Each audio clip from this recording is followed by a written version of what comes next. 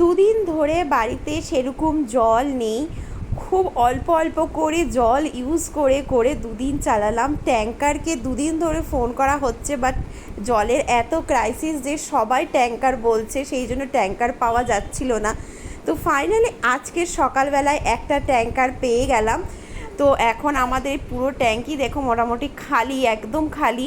তো এখন এই ট্যাঙ্কারটা পুরো আমাদেরকে ভরতে হবে, দেখা যাক কতটা ভরে। পুরো গাড়িটাই তো আমরা নিয়েছি, বাট আমাদের ট্যাঙ্কিটা অনেকটাই বড়। তো দেখা যাক কতটা ভরে, যতটাই হবে সেটাতেই আমাদের এখন 2-3 দিন চালাতে হবে, কারণ শুনলাম নর্মদার জল এখনও 2-3 দিন আসবে না।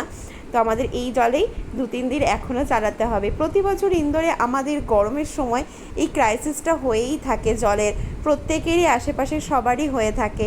তো কি করা যাবে, যাই হোক জলের ক্রাইসিস তো আজকের মতো মিটলো।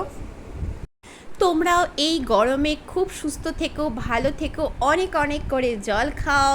দেখা হবে আরও একটা